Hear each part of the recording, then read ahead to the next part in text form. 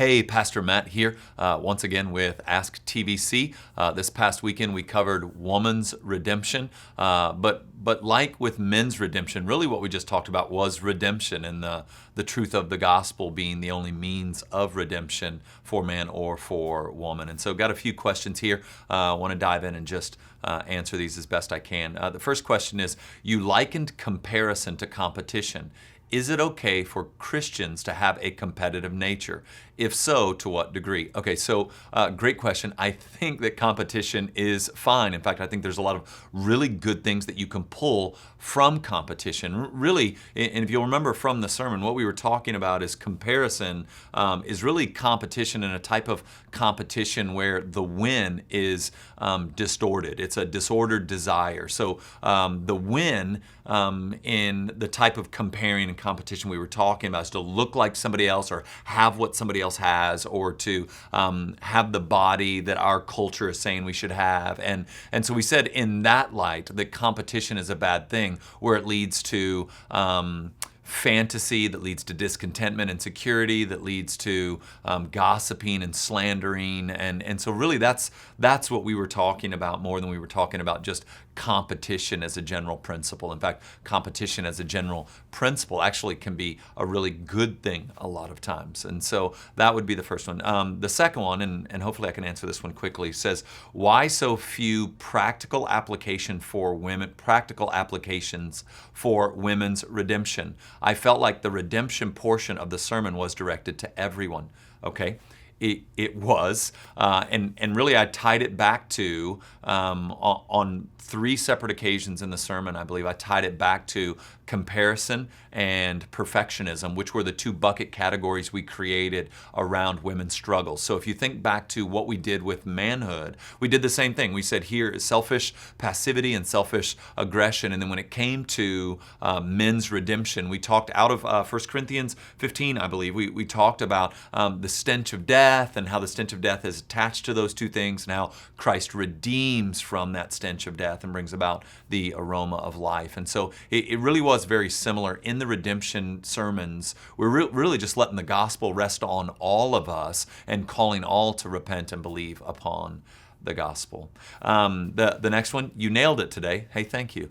Do you see a similarity in women escaping to Pinterest and Facebook while men choose Xbox and golf? Should we balance or flee? So almost everyone, and I think there are some specifics that gender tend to float one way as opposed to the other, but I know plenty of women who escape to sports and Xbox. So ultimately, we all pursue activities that kind of disconnect and make us not focus on our heart, our lives, where we are with the Lord. And so really, I don't think there's a balance as much as there needs to be an awareness of how certain things affect us.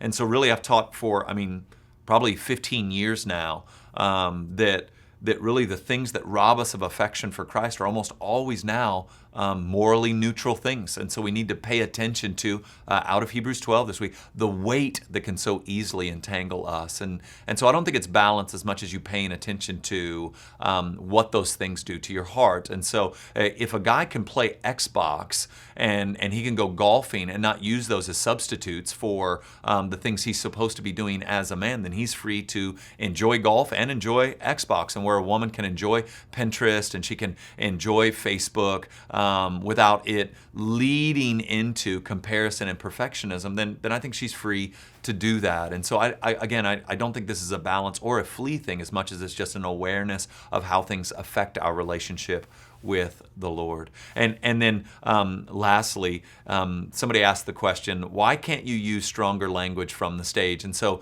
in a part of my sermon this past weekend, I just said, I wish I could use stronger language here to convey this. And someone was asking about this use of stronger language. Well, I'll be real simple on the language front. The message, the gospel message is in and of itself offensive. It's bloody. It's calling people sinners and calling those sinners to repent, and showing that there is redemption for sinners who do repent. So embedded within the gospel message that God help us, many people try to remove the offensive components of the gospel, and as soon as you do that, you don't have the gospel anymore. Well, that offense of the gospel should be the only offense that we place before people. And so to say something, to use an illustration, to make a joke at expense of, to use words that would pile on offense just isn't necessary and can be really irresponsible and immature. And so the reason I wouldn't use, the funny thing is people already think that I use too strong a language at times from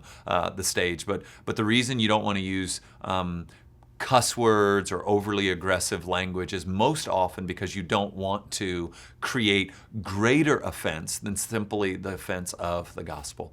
So that's all we have time for this week. One more week of the series, Beautiful Design. We'll be covering this coming week just a sermon I've entitled Together for the Gospel, and we'll talk about how this idea, how this beautiful design works itself out in the local covenant community of faith, in the local church. So looking forward to talking to you about that. And then next week, we're going to have a special guest here on Ask TBC. And so tune back in then, and we'll chat with you soon.